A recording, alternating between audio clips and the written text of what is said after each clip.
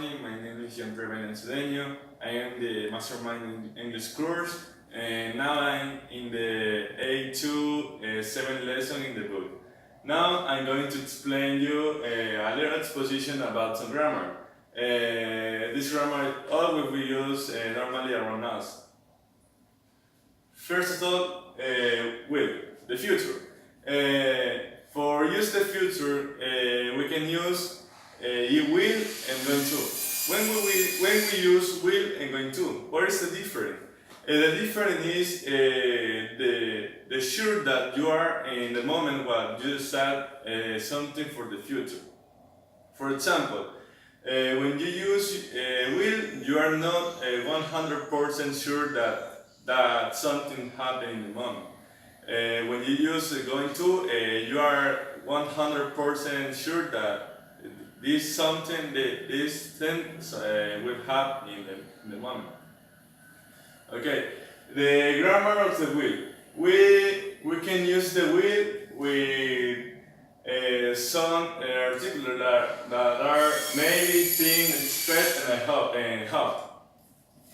Always this kind of words will be after the will. Why we use these words? We use this word for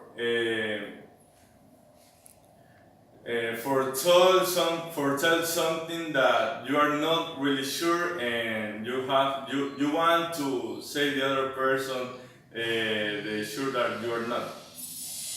And the other is when you decide something in the moment. When you are in some place, you say, I'm going to the bath, or I will go to the bath. It's something that you think in the moment and you want to do in the future.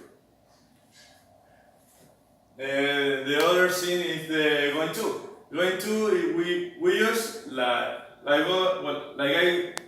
told you, the going to is for when you are 100% sure that thing will happen in the future. For example, when there are a lot of black clouds in the sky, you are really sure that will rain around us. Or when there are stars coming directly toward us, you are really sure that they are going to crash. For talk about plans, for when you plan something with another person, and you are really sure that thing will happen in the future, you put Sunday and that. Like for example, we are going to start studying German in April, or she's going to take the PET exam in June. The other grammar is the present continuous, but in the future. When we use the present continuous in the future, we can use the present continuous for say something in the future, or we can use the going to for say something in the future. It's the same. Like, what are you doing tonight? In Spanish, ¿qué vas a hacer hoy en la noche? I'm going to swimming lesson. Or with the going to, we are going on holiday. In the answer, we are going to France. Like I told you, it's for say something that we plan and you are really sure that will happen in the future. Another example is we're going to grandma's house on Sunday for her birthday party. If you are 100% sure that things happen in the future, on Sunday. We're going to go to grandma's house on Sunday for her birthday party. This is our two examples. First is the example of present continuous, and the second is example for going to. It's the same. The present simple. The present simple is when you use the simple when you are doing something always, every day. And we can use the present continuous for time or thing, or something program. Like my plane leaves at 2 p.m. And a rule of the present simple is the S. The S. When we add the S in the verb, we add the verb and we add the S in the verb when we talk about when we talk about her or him or something like in the pronoun is it. And we can use the present continuous with the verb to be too, like am or is. Like this example, the class on Friday is St. Mary's School. Okay, the other grammar is the modal verbs. Modal verbs is something that you can use with never change. There are specific put in the grammar of the every book. Like there are can, could, may, make, might, must, should, will, and would. When we use these grammars, and for use this verb modal, and you have to know when you use the verb modal, and the verb never change. For example, he can, modal can swing, the verb never change really fast. He must study for the exam tonight.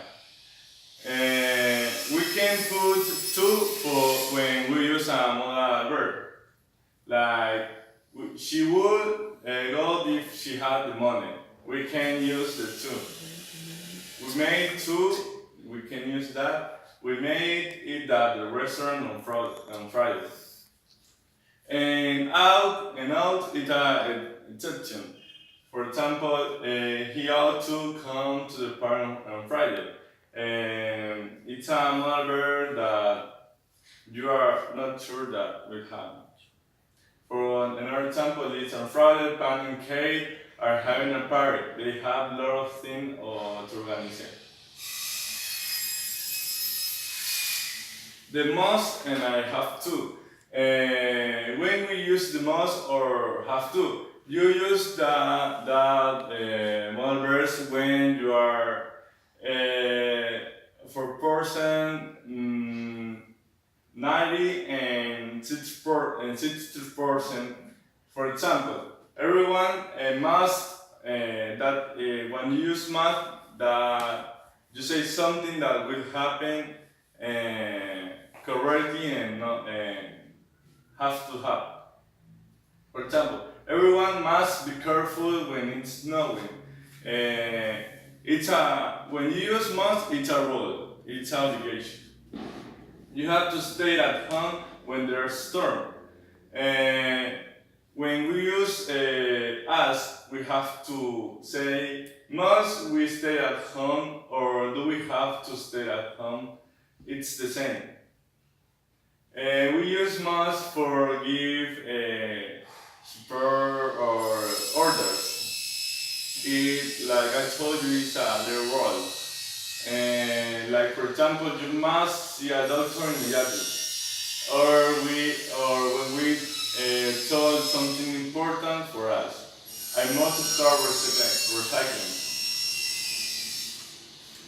When we use have to when we talk about rules. I have to wear a uniform when I go to school, or I have to leave my recycling bin out on Mondays. Another example is for give orders or for that we have to use must, should, ought to, or could. When we use that, you are not really sure that that something will happen. For example, you must arrive on time, or you should recycle if you want to help the environment, or you could raise some money for a charity if you are interested. Thank you. Okay.